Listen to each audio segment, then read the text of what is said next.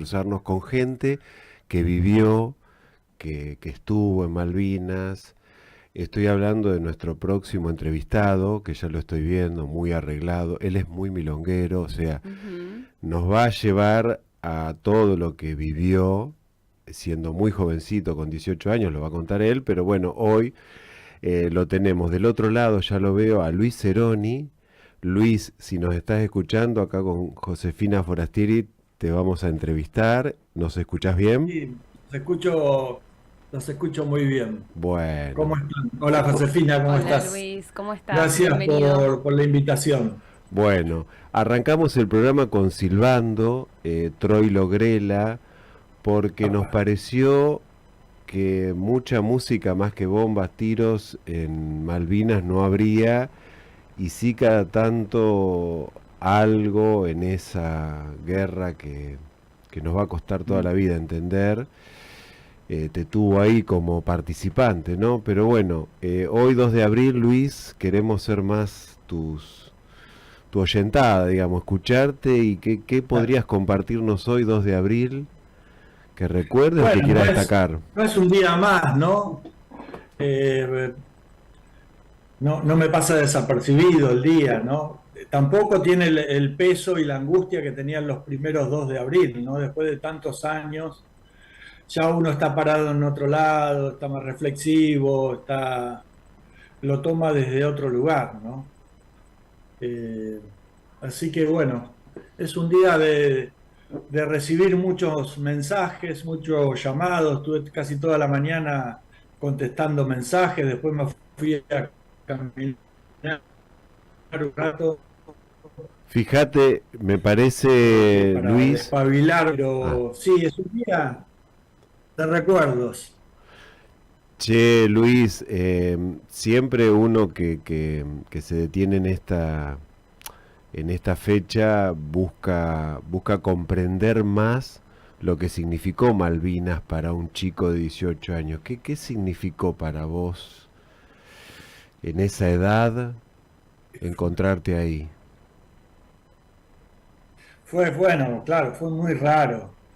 Yo nací en Quilmes, les cuento un poco. Hice el servicio militar en el 7 de La Plata y ya estaba por irme de baja. Me faltaban, el 15 de abril salíamos de baja. Y bueno, y el 2 de abril nos enteramos por la televisión del casino de soldados que habían tomado las Malvinas. Veíamos la plaza llena de gente, eufórica, y las primeras reflexiones nuestras eran pensar de que si esto termina en una guerra, los que vamos a ir somos nosotros, ¿no? Tal cual. Y bueno, y fue así. Fueron pasando los días y nos cambiaron la ropa, nos dieron nuevo armamento y ya nos confirmaron que íbamos a Malvinas. Por suerte nos permitieron una visita en el regimiento donde fueron toda nuestra familia.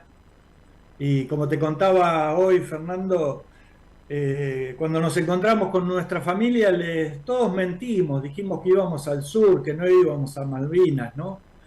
Ya desde ese momento empezamos como a tener un cuidado nosotros hacia nuestros padres, ¿no? Y todo sucedió muy rápido. Nos llevaron a Campo de Mayo y en avión, en un avión de recuerdo de Aerolíneas Argentinas, sin asientos, todos apilados en el piso con el bolso, y llegamos a Malvinas de madrugada. Era una noche muy cerrada, muy fría, y recuerdo que caminamos por el camino principal hacia Puerto Argentino y nos ordenaron dormir al costado del camino, ¿no? Tapados con un poncho impermeable, un poncho de plástico, ¿no? Estábamos duros de frío, casi nadie pudo dormir hasta que amaneció y ahí emprendimos la caminata hacia Puerto Argentino y después hacia, hacia lo que iba a ser nuestra posición. Y lo que le quería contar que los primeros tiempos, los primeros días eran muy tranquilos, ¿no? Llegaba mucho armamento, seguían llegando soldados, comida, y todos teníamos la ilusión de que se iba a llegar a un arreglo diplomático, hasta que el 1 de mayo empezaron a bombardear Puerto Argentino, y ahí caímos en la cuenta de que estábamos en una guerra, ¿no? Luis, eh, cuando empiezan a caer que estaban en una guerra, algo me contaste y me gustaría compartirlo. Estamos hablando con Luis Ceroni, él es excombatiente de Malvinas y también milonguero. Cuando empiezan a sentir eso de la guerra, me contaste que el único refugio que tenían que era guarecerse dónde, o irse a Ah, dónde. claro.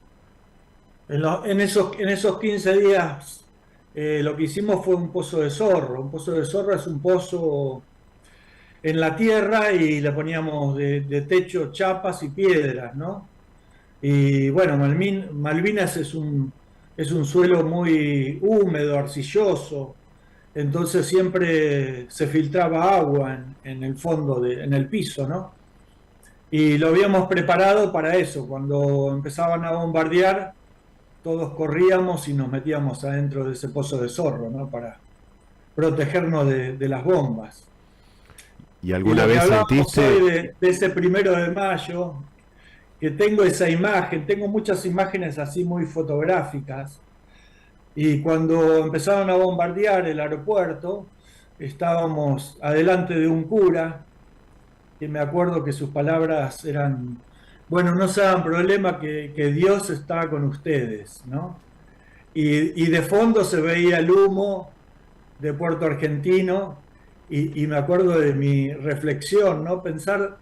Yo pensaba que del otro lado, del lado de los ingleses, también había un sacerdote que les estaba diciendo lo mismo, ¿no? Que Dios estaba del otro lado, ¿no? Como que si Dios tomara partido en una guerra, ¿no? Esas fueron las primeras cosas que no entendíamos, ¿no? Luis, y cómo fue eh, el desenlace final, lo que vos recordás de esos días de Bueno, fue junio? mucho tiempo de sufrir los bombardeos, ¿no? Las fragatas llegaban a 20 kilómetros de las islas, y ahí podíamos escuchar el ruido de salida de los proyectiles, y esos segundos de espera que eran muy, muy dramáticos, muy angustiantes. De hecho, Sí, sí. escribí un cuento que se llama 6 segundos, que relata eso, ¿no? La angustia del soldado esperando ver el desenlace, de dónde cae la bomba, ¿no? Eh, Teníamos poca información. Lo primero que se decía, que los ingleses iban a llegar, pero no iban a poder bajar, no iban a poder desembarcar. Después nos enteramos que habían desembarcado en la bahía San Carlos, y la información que nos decían era que, bueno, sí, habían desembarcado, pero de ahí no podían avanzar.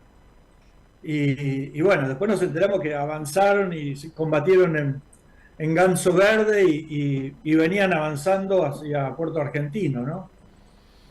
Ahí nos dimos cuenta de que, bueno, que nos estaban mintiendo, ¿no? Eh, Muy fuerte. y bueno, y fueron días de espera. El regimiento 7 estaba en la montaña, el regimiento mío y mi compañía estaba en el valle. Pero las compañías de infantería del regimiento 7 estaban esperando el ataque. Llegó de madrugada. La compañía que estaba más de avanzada, recuerdo que tenía un radar que funcionaba a nafta, y, y no había suficiente combustible para tenerlo prendido toda la noche. Entonces decidieron prenderlo a las 12 de la noche, y el primer ataque fue a las 10 de la noche. Así que Claro. fue terrible, porque hacía 2 días que los soldados estaban esperando, mal dormidos. Así que cuando sufrieron el ataque, ya los ingleses estaban ahí, ¿no? Y nosotros vimos desde ese valle eh, cómo las bombas caían, las balas trazantes, y se estaba combatiendo en la montaña. Hasta que a lo último, bueno, empezaron a replegarse todos, y fue una cosa muy rara. Quedamos 7 soldados en un lugar que se llamaba La Cantera, y quedamos sin jefe de grupo. Y en un momento pasó el subteniente Martín, que estaba yendo con el jeep al frente de batalla a buscar heridos, y cuando nos vio se asombró, ¿viste? Y nos dijo: ¿qué hacen ustedes acá? Todo el regimiento 7 ya se replegó. Los ingleses están acá a 400 metros. Se tienen que replegar a Puerto Argentino. Y recuerdo que votamos a ver quién se hacía cargo de nosotros, y lo elegimos a Daniel Alfonso, que era un soldado más viejo, tenía 25 años, 26 años, para que se haga cargo de nosotros, ¿no? Porque estábamos así, sin jefe de grupo. Entonces, bueno, dijo que dejemos toda la comida y solamente llevemos el armamento que teníamos y que vayamos caminando a Puerto Argentino separados cada 5 metros por si bombardeaban, para que la bomba no nos mate a todos juntos, ¿no? Qué loco. Y fue muy angustiante, ¿no? Porque era de madrugada, una noche cerrada, empezó a nevar, y los ingleses tenían detectores de calor, entonces pudieron detectar que había movimiento en el camino principal y empezaron a bombardear ahí. Luis, escucharte y que no sé, José, que Sí, no se te erice la piel es terrible porque uno no deja de pensar lo que estás describiendo y la preparación o escasa preparación que tenían y todo el tema pertrechos. Pero eh, quiero combinar en los tiempos de radio, con escucharte, con todo el respeto que merece, y de mi parte preguntarte qué pasó con esto de tocar Continente después de la rendición, porque hay una diferencia abismal entre lo que fue la recepción de ustedes en Capital y la recepción de ustedes en Puerto Madryn, por ejemplo, que es la que vos viviste, Claro, ¿no? nosotros quedamos prisioneros en un galpón en Puerto Argentino. Tuvimos que entregar las armas. Recuerdo una tapa de la revista Gentes o 7 días, que había una pila de fales. Bueno, ahí teníamos que desfilar y tirar el armamento, ¿no? Fue un momento así muy, muy triste también. Y quedamos prisioneros en un galpón que, para nuestro asombro, estaba lleno de comida, ¿no? De latas de dulce, de queso, cigarrillos. Así que estuvimos todo un día ahí comiendo. Era, eran alimentos del ejército argentino, que no lo pudo, o no pudo, no quiso, no sabía cómo enviarlo. entregarlo, ¿no? A los soldados que estaban en el frente. Y después nos embarcaron en el Canberra. Estuvimos un día en el barco. Recuerdo que cuando llegamos nos dieron un camarote para 4 o 5 soldados, nos dieron una sopa de tomate caliente. Recuerdo que tenía ducha el camarote con agua caliente, así que aprovechamos para hacer unos baños. Nos bañamos todos porque, bueno, yo en Malvinas me bañé una sola vez, ¿no? Y estuvimos esperando que el gobierno argentino autorice la llegada del Canberra a lo que era Puerto Madryn.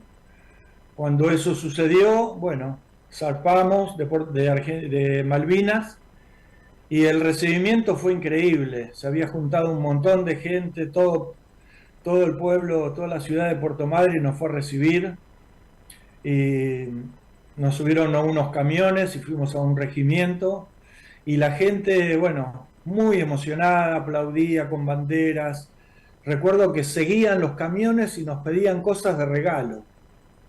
Empezamos tirando los birretes, los rosarios. Hubo soldados que tiraron su reloj pulsera, porque la gente se desesperaba por recibir algo nuestro. Y, y ese día se lo recuerda como el día que Madryn se quedó sin pan, porque todos fueron a la panadería a comprar facturas y después pan para los soldados que venían de Malvinas. Al otro día nos subieron a un avión y llegamos a Campo de Mayo, y para nuestra alegría era un domingo y era el Día del Padre, ¿no? Entonces todos llegamos con la ilusión de encontrarnos con nuestra familia el Día del Padre, ¿no? Qué mejor día para volver de una guerra. Y para nuestro asombro, no fue así. Nos tuvieron ahí todo el día, nos cambiaron la ropa, algunos le cortaron el pelo, nos dieron de comer. Era como que trataban de emprolijarnos un poco. Hasta el lunes a la noche estuvimos ahí, y ahí también nos subieron a un micro que nos llevó a la ciudad de La Plata, al regimiento. Y recuerdo que también teníamos que ir en silencio, y el micro con las ventanillas tenía unas cortinitas de tela, con las cortinas cerradas y nosotros en silencio, para que nadie se entere de que nosotros íbamos en el micro, ¿no? Y bueno, cuando llegamos al Regimiento 7 también fue muy emocionante, de película, porque estaban todos los familiares esperándonos, hasta los familiares de los caídos, ¿no? Eso era muy angustiante, ¿no? Escuchar los nombres, o que los familiares nos pregunten por sus hijos, y nosotros ahí sin saber cómo resolver esa situación, ¿no? Quedamos en un lugar muy, muy incómodo, ¿no? De darle esa novedad. Algunos ya les habían informado que habían muerto en Malvinas, pero la esperanza era lo último que se pierde, entonces igualmente fueron a recibirlos, ¿no? Y rápidamente nos cambiamos de ropa y nos hicieron desfilar, y se abrió el portón principal del Regimiento 7, ahí en La Plata, en 19 y 51. En Malvinas. Y fue una escena de película, ¿no? Porque eran todos los familiares que querían entrar, llorando, gritando, y nosotros que queríamos salir, ¿no? Y la emoción cuando te encontrabas con tu familiar. Me acuerdo que me fue a buscar mi hermano con la que era su novia en ese momento, y después fue su esposa, y bueno, me rescató de ahí, y salimos de esa muchedumbre y volví a Quilmes en auto. Bueno, Luis, la verdad, José, cómo emociona, ¿no? Sí. Todo lo que dice. Y qué importante, bueno, justo también acá en el chat están diciendo qué importante el testimonio, ¿no? Porque uno ha escuchado la historia tantas veces, ¿no? Y aún así, escucharlo en primera persona de Luis no deja de impactarnos, y de esto que vos decías, se te eriza la piel con cada detalle, ¿no? De esas escenas que cuenta que realmente, ¿no? Son de película. Luis, te despedimos. Vamos a despedirte con un cuento tuyo, que me imagino una persona que vos estimás, apreciás, lo leyó y lo he escuchado ya muchas veces, y cada vez que lo escucho me emociona más, así que lo vamos a compartir con la audiencia. No quiero antes dejar de decir que has escrito un libro, Dejando el silencio atrás. Después vamos a comentar que se puede conseguir, que estaría bueno que quienes tengan la posibilidad lo compren para poder leerlo, o se vayan a la biblioteca y lo pidan, pero ahí seguramente van a encontrar muchos más detalles de los que, bueno, por ahí ahora en radio no podemos hablar. Pero bueno, hablamos con Luis Ceroni, excombatiente de Malvinas, milonguero, querido amigo, visitante de La Plata todas las veces que puede. Y bueno, si acá Facu nos da el ok, Luis, 2 despedidas vas a tener, una con tu cuento, y después a lo largo del programa con al menos 2 tangos que te vamos a dedicar. Así que, querido Luis, acá con Josefina te decimos hasta prontito. Bueno, y compartimos tu cuento, ¿de acuerdo? Dale, gracias por la invitación. No, un abrazo gracias, Luis. para los dos. Un abrazo.